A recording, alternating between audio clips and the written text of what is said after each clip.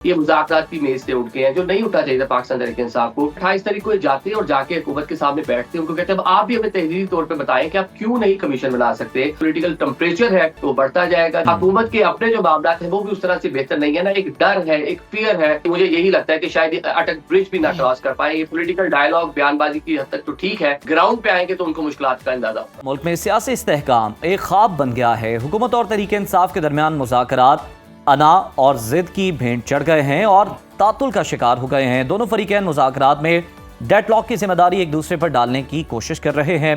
हुकूमत ने तहरीक इंसाफ को मुज़ाकरात पर नज़र-ए-सानी के लिए 3 दिन का वक्त दे दिया। हुकूमती कमेटी के तर्जुमान सेनेटर इरफान सिद्दीकी कहते हैं कि तहरीक इंसाफ की डेडलाइन 31 जनवरी तक है, जिसमें 3 दिन बाकी हैं। मुज़ाकराती कमेटी 31 जनवरी तक कायम रहेगी और PTI अपने फैसले पर नज़र-ए-सानी करे। अगर इस दौरान अपोजिशन स्पीकर से राबता करती है तो हुकूमत मुज़ाकरात के लिए तैयार। दूसरी जानिब PTI ने हुकूमत के खिलाफ एहतजाजी सियासत का इशारा दे दिया और बानी की हिदायत पर तहरीक इंसाफ अपोजिशन जमातों के इत्तेहाद के लिए सरगर्म है। गुज़िश्ता रोज़ PTI वफ़द ने मौलाना फजलुर रहमान से मुलाकात की और इन्हें हुकूमत मुखालिफ अपोजिशन ग्रैंड अलायंस में शमूलियत की दावत दी है। ताहम दोनों जमातों ने मुस्तकबिल में राब्ते बढ़ाने के लिए 2 रुकनी कमेटी बना दी है। उधर PTI खैबर पख्तूनख्वा के सदर जुनैद अकबर ने धमकी लगाई है कि 8 मई के बाद पंजाब के रास्ते बंद कर देंगे और इस्लामाबाद की तरफ मार्च करेंगे। इसी तमाम तर सूरत हाल पर बात करने के लिए हमारे साथ मौजूद हैं तज्जियाकार आदिल निज़ामी साहब। आदिल साहब, बहुत शुक्रिया आपके वक्त का, खुश आमदीद कहते हैं आपको प्रोग्राम में।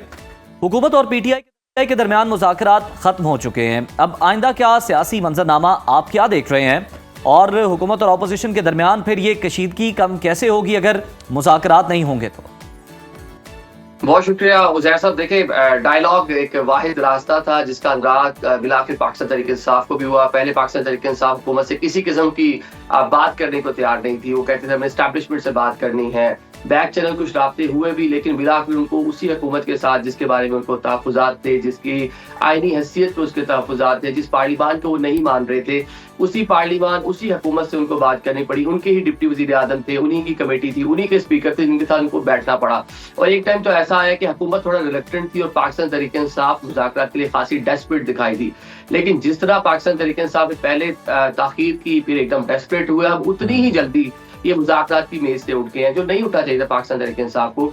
ये बैठते डायलॉग करते, जिस तरह हुकूमत ने इनको इंगेज किया, इनको कहा कि आप अपने रिटन तौर पर अपने जो मुतालबात हैं वो दें, तो अब इसी तरह इनको भी चाहिए था कि 28 तारीख को ये जाते और जाके हुकूमत के सामने बैठते, उनको कहते हैं अब आप भी हमें तहरीरी तौर पे बताएं कि आप क्यों नहीं कमीशन बना सकते। आप क्यों जो हमारे लोग कैद हैं 9 मई वाकयात के बाद से या फिर 26 नवंबर वाकयात के बाद से, इवन बारी PTI कैद है, तो क्यों आप उनको बाहर नहीं लेके आ सकते। हुकूमत के पास देने के लिए बहुत कुछ है। चलें कमीशन ना बनता, वो चीजें लिंगर हो जाती, डिले हो जाती। कम से कम जो लोग कैद में हैं, जिसमें लाहौर में आपकी सारी जो सेकेंडरी लीडरशिप इस टाइम जेल में है, बानी PTI जेल में है, तो कहीं ना कहीं हुकूमत से कुछ ना कुछ ले सकती थी पाकिस्तान तहरीक इंसाफ। लेकिन पाकिस्तान तहरीक इंसाफ जैसे ही हमने देखा कि इसमें एकदम इतनी तब्दीली क्यों आई, तो तब्दीली वो एक पेशावर में जो मुलाकात हुई बैरिस्टर गौर गंडापुर साहब की आर्मी चीफ के साथ, तो उसके बाद से हुकूमत के हल्कों में भी खदशात थे कि शायद पाकिस्तान तहरीक इंसाफ उस मुलाकात के बाद से थोड़ा बैक फुट पे चली गई है। वो उस तरह से सीरियसनेस नहीं रही जो पार्लिमान के अंदर मुज़ाकरात हो रहे थे। तो ये मेरे ख्याल से जो पॉलिटिकल टेम्परेचर है वो बढ़ता जाएगा, जो गैर यकीनी थी पाकिस्तानी सियासत में वो इस फैसले के बाद बढ़ती जाएगी। बिल्कुल ठीक। अच्छा आदिल, हमें ये भी बताइएगा कि मुल्क में सियासी इस्तेहकाम हुकूमत की जिम्मेदारी है, जैसे आप भी कह रहे हैं, हुकूमत क्यों अपने रवैये में लचक दिखाने के लिए तैयार नहीं? आपको इसकी वजह क्या नजर आती है और क्या आइंदा दिनों में कोई मुज़ाकरात की बहाली का कोई इम्कान आपको नजर आ रहा है? देखिए, बिलाखिर इनको दोबारा मेज पे तो बैठना पड़ेगा। पहले डिले हुआ, ताखीर हुई और बिलाखिर आके मेज पर बैठे। अब दोबारा से एक कहने के जमूद आया है बीच में, कुछ टाइम के लिए चलेगा, लेकिन उसके बाद दोबारा इनको डायलॉग करना पड़ेंगे। हुकूमत बड़ी स्टेक होल्डर है, उसने अमूरे हुकूमत अमूरे मुल्क चलाना है, आपने बिल्कुल ठीक है, लेकिन हुकूमत के अपने जो मामला है वो भी उस तरह से बेहतर नहीं है ना। एक डर है, एक फियर है कि किसी भी स्टेज के ऊपर पाकिस्तान तहरीक इंसाफ को जाके कुछ रिलैक्स कर दें, उनके 1-2 मुतालबात मान लें, बानी PTI जेल से बाहर आ जाते हैं, तो फिर हुकूमत का मुस्तकबिल क्या होगा। जिस तरह पाकिस्तान तहरीक इंसाफ ने तहरीरी तौर पर लिख के दिया कि ये हमारे मुतालबात है, हुकूमत का एक ही मुतालबा था कि अगर वो बाहर आते हैं, अगर आपके कारकुनान रहा होते हैं, कोई कमीशन बनता है, कुछ चीजें इन्वेस्टिगेट होती हैं, तो कम से कम हमारी जो 3 साल गवर्नमेंट है इसको आपको गारंटी करना पड़ेगा कि आप आगे कोई धरना नहीं देंगे, कोई जनता जुलूस उस नोयत नहीं करेगा, पॉलिटिकल एक्टिविटीज करेंगे, लेकिन हुकूमत को जो है डिस्टेबलाइज करने के लिए कोशिश नहीं करेंगे। लेकिन अगर इसके ऊपर पाकिस्तान तहरीक इंसाफ मान जाती है तो उसकी सियासत जो है वो दांव पे लगती है, और हुकूमत अगर बना देती है, बानी पीढ़ी बाहर आ जाते हैं किसी भी शर्त के बगैर, तो फिर हुकूमत का चलना बड़ा मुश्किल हो जाएगा। तो फिर हुकूमत हुकूमत के लिए तो मुश्किलात पीटीआई क्रिएट करने की कोशिश कर रही है। मौलाना के दर पे हाजिरी भी इसीलिए दी गई। ये भी बताइएगा, पीटीआई खैबर पख्तूनख्वा के सदर जुनैद अकबर ने यह धमकी दी है कि 8 मई के बाद पंजाब के रास्ते बंद कर देंगे और इस्लामाबाद की तरफ लॉन्ग मार्च होगा। क्या आपको लगता है इस बार जुनैद अकबर की क़यादत तहरीक इंसाफ हुकूमत के लिए कोई बड़ी मुश्किल खड़ी कर पाएगी? क्योंकि अब वो कह रहे हैं कि जो होम्योपैथिक लीडरशिप है ना जनाब, वो पीछे हो जाएगी और हम आगे आएंगे। अब ये भी अल्फाज बड़े गलत है। पाकिस्तान तहरीक इंसाफ इंटरनल जो मामलात हैं वो उसको बहुत ज्यादा डैमेज कर रहे हैं पिछले कुछ टाइम से। अब वो जिसको खान अपना फ्रंट जो अपना ओपनर प्लेयर कह रहे थे अली बिन गंडापुर, बाकी लीडरशिप, उनको वो होम्योपैथिक क़यादत कह रहे हैं। तो जो इंटरनल जो कह लें केपीके की सियासत है, मुल्की सतह पे जो पार्टी के अंदर जो मामलात है, वो पाकिस्तान तहरीक इंसाफ को खासा नुकसान पहुंचा रहे हैं। अब जरा बात कर जो आप कह रहे हैं कि गंडापुर साहब 3 से 4 बार वहां से पूरी हुकूमती मशीनरी का इस्तेमाल करते हुए पूरे लाहौर लश्कर के साथ आते हैं पार्क के ऊपर आकर जो है अपना प्रोटेस्ट करने के लिए। लेकिन क्या अब जुनैद अकबर उस तरह का प्रोटेस्ट कर पाएंगे? तो मेरा ख्याल है बिल्कुल नहीं कर पाएंगे। गंडापुर के साथ पूरी हुकूमती मशीनरी थी, सीएम थे, हुकूमत को भी लिहाज था, बाकी हुकूमत को भी मसला होता था कि एक सूबे का चीफ एग्जीक्यूटिव आ रहा है, उसको उस तरह से आप शेलिंग नहीं कर सकते थे, उनको कहीं ना कहीं आपको एंगेज करना पड़ता था, कहीं ना कहीं बात करनी पड़ती थी। तो अब जुनैद अकबर साहब अगर इस तरह आएंगे, हुकूमत वहां पे गंडापुर के पीछे उस तरह से सपोर्ट हासिल नहीं होगी, तो वो जो परवेज कटक वाला हमने देखा था 2016 में कि वो अटक ब्रिज क्रॉस नहीं कर पाए थे, तो ये मुझे यही लगता है कि शायद अटक ब्रिज भी ना क्रॉस कर पाए। ये पॉलिटिकल डायलॉग बयानबाजी की हद तक तो ठीक है, लेकिन जब ग्राउंड पे आएंगे तो उनको मुश्किलात का अंदाजा होगा। बिल्कुल ठीक। अच्छा आदिल, जैसे कि हम जानते हैं बानी की हिदायत पर तहरीक इंसाफ ग्रैंड ऑपोजिशन के लिए सरगर्म है, ऑपोजिशन जमातों से राब्ते भी शुरू हो गए हैं। ग्रैंड ऑपोजिशन बनाने का मकसद क्या है और इससे पीटीआई को क्या हासिल होगा और वो क्या हासिल करना चाहती है?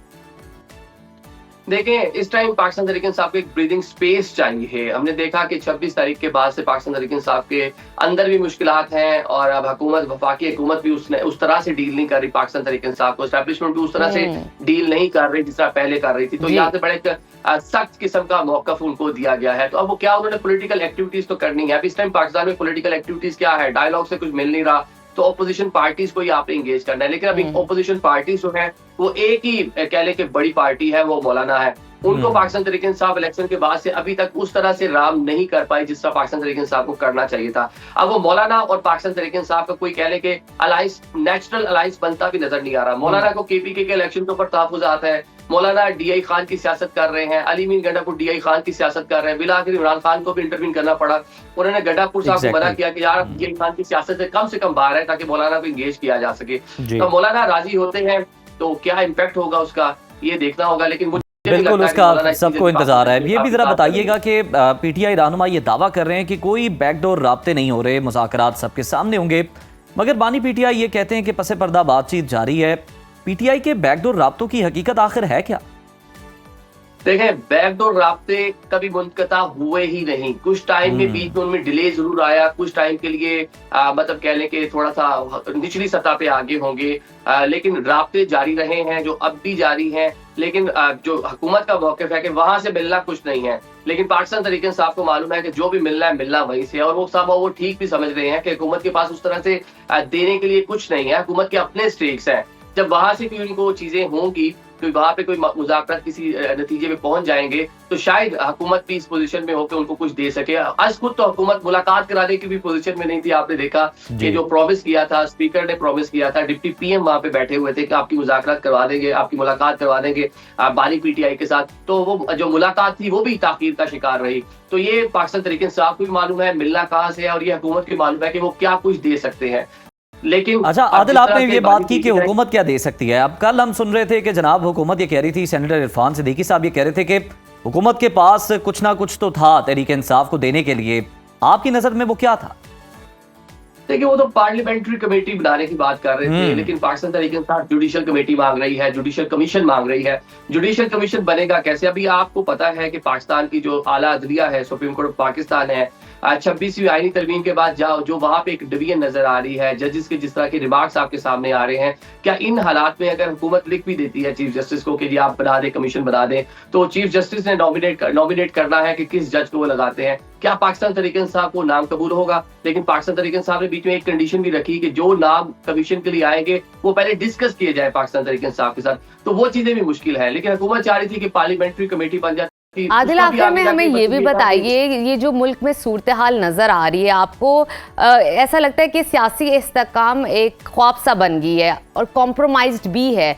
कब तक ये चीज़ स्टेबिलिटी के अंदर आएगी, मुल्क में इकोनॉमी स्टेबल होगी, सियासी इस्तेहकाम आएगा, आपको क्या नजर आता है?